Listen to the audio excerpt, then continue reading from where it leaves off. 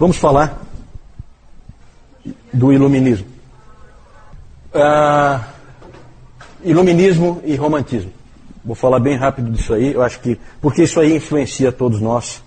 Na verdade, alguém disse que nós todos nascemos no iluminismo e fomos criados no romantismo. Nós somos filhos disso aí.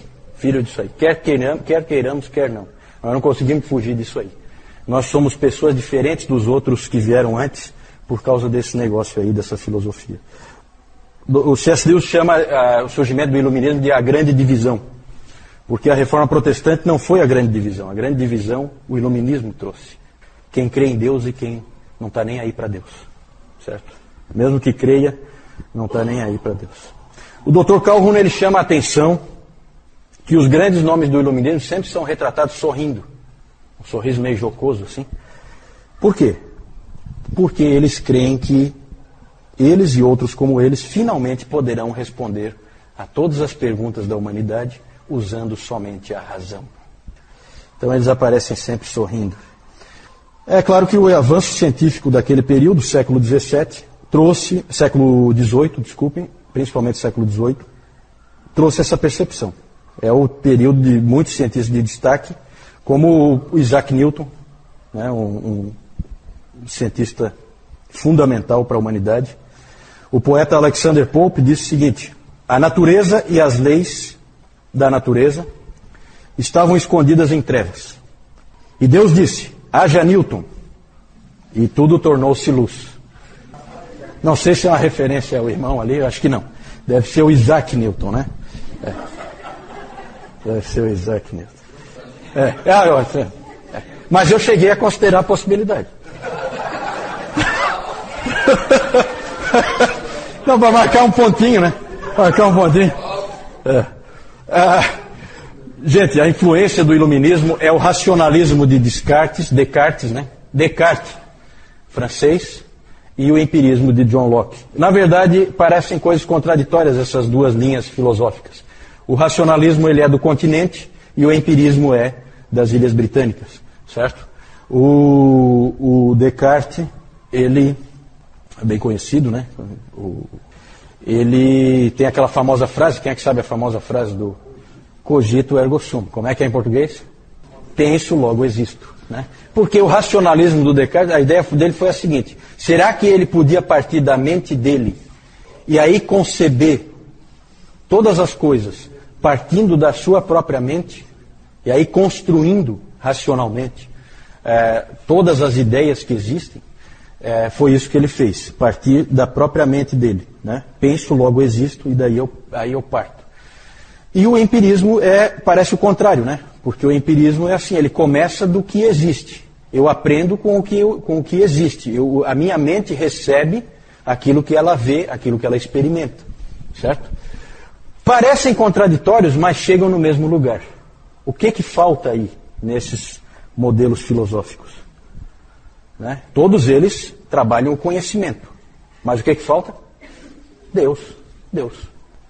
O homem, tanto faz racionalismo ou empirismo, é o homem que conhece por seus próprios meios, não precisando de nenhuma ajuda externa.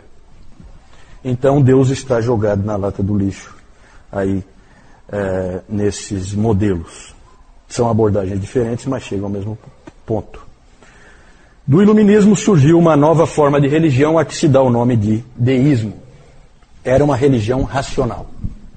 Certo? Deus criou todas as coisas e foi embora.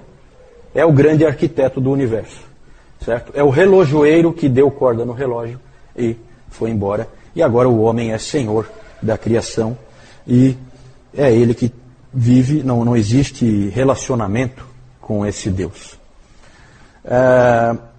Isso é o deísmo.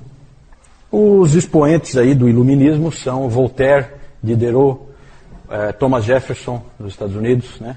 O Isaac Newton, numa linha mais científica, né? Antes eu coloquei ali o Isaac Newton, ele sempre se disse cristão, só que ele recusou a administração da extrema-unção, ele recusou, o que foi estranho, e há hoje pesquisas mostrando que ele, na verdade, era um herege disfarçado. Ele acreditava em várias doutrinas heréticas. Então tome um pouco de cuidado quando você sai afirmando que Newton, o grande Isaac Newton era cristão e tal, né? Cristão, mais ou menos. Né? Cuidado, não força demais, né? Porque alguns indícios mostram que tudo isso possível, tá? Pode ser que ele tenha feito parte dos Rosa Cruzes também, né?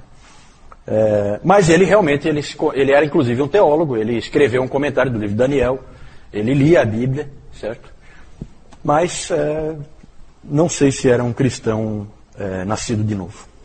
Não vou entrar em detalhes aí. Junto com o iluminismo, veio um irmão rebelde, o romantismo. O romantismo, ele começou, se acha, né, que começou quando Jean-Jacques Rousseau, ele estava numa ilha, diante de um lago, e de repente ele sentiu que ele era um com a natureza. Alguém disse que o romantismo é sinto, logo existo. Certo? É um contraponto, é o sentimento, né? Então, no século XVIII, os filósofos fazem uma separação entre mente e coração. Separação que não existia antes. Hoje todos nós temos separado a nossa mente do nosso coração. Certo? Porque nós fomos, como aquele sujeito disse, nós nascemos no iluminismo e fomos criados no romantismo. Certo? Nós somos filhos disso. Então, só o Evangelho pode unir de novo a mente e o coração.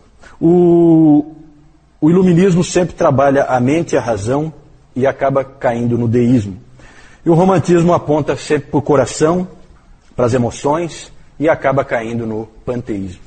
É para onde ele vai, panteísmo. Tudo é Deus, todos nós somos Deus. O que nós sentimos é o mais importante. Para o romantismo, o grande intérprete do mundo não é o teólogo, nem o filósofo. O grande intérprete do mundo é o artista. O artista que faz você sentir. Quando você sente, você entende a verdade. Certo? Por isso que nós hoje somos tão influenciados pelos artistas. Os artistas dizem o que nós vestimos, algum estilista homossexual diz o que nós vestimos, os atores de Hollywood e da Globo dizem como que nós vamos nos comportar, como que nós vamos viver. As opiniões deles são importantíssimas. Nós somos controlados pelo romantismo. E no iluminismo, nós ignoramos Deus diante dos problemas. Qual foi a última vez em que houve um problema lá na sua empresa e as pessoas se uniram para orar porque o problema tinha aparecido? Nunca. Certo? Nunca. Isso é inconcebível antes do iluminismo. Certo? Não existe. Deus está por trás de tudo. No iluminismo, não. O homem resolve tudo. Nós vamos dar um jeito. Me dê um tempo aí que eu vou dar um jeito. O homem é independente. A sua mente funciona independentemente. Na religião, a principal influência romântica veio do Friedrich Schleiermacher e a sua religião interior. Ele era um pastor, ele começou a dizer que o nosso entendimento de Deus no Evangelho não vem do pensamento de nossas mentes, ou da revelação, lendo na Bíblia, mas vem do nosso sentimento interior de absoluta dependência, na medida em que nos encontramos totalmente dependentes de Deus.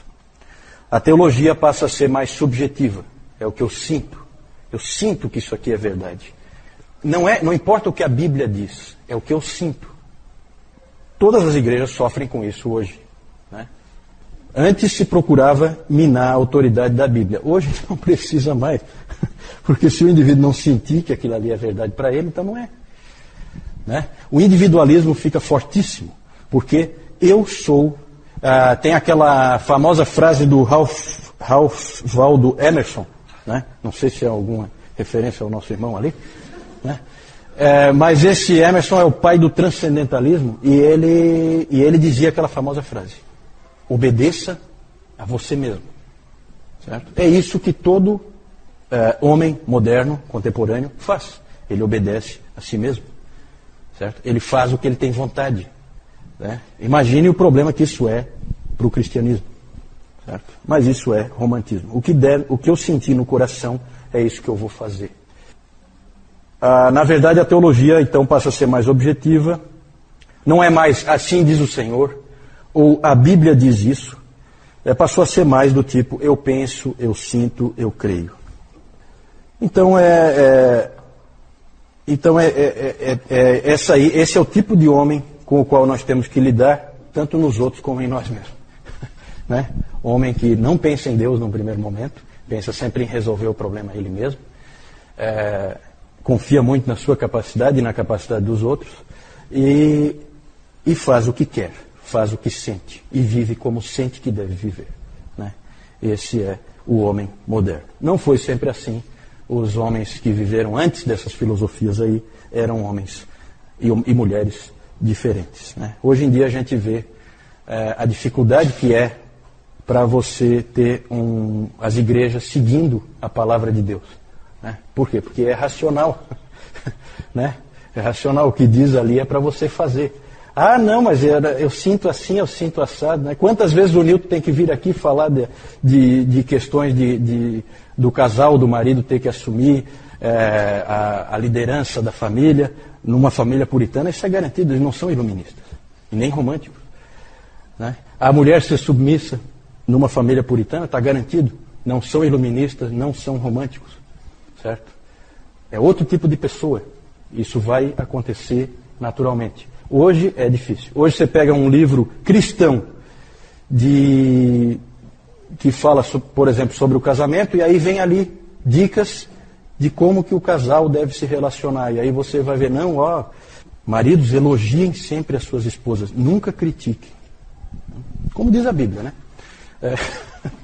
Né?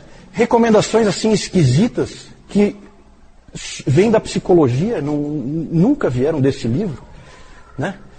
Mas que são assim estranhas, mas na verdade falam assim, olha, é assim que você lida com a sua esposa, que é iluminista e romântica. De outra maneira você vai ter um problema muito sério.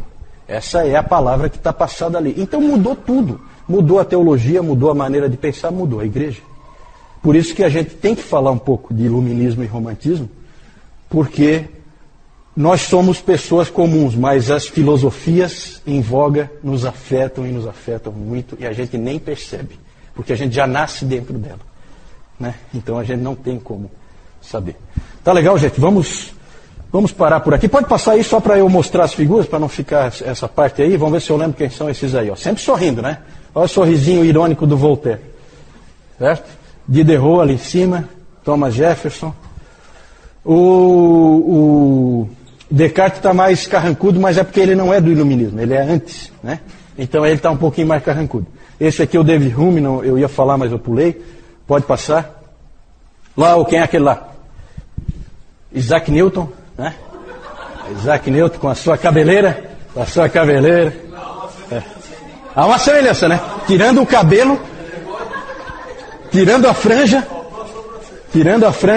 tá? Né? John Locke, aqui embaixo. Esse aqui é o Schleiermacher. Tá meio doentinho, né? Já tá com o pé na cova, coitado. Esse aqui é o Rousseau.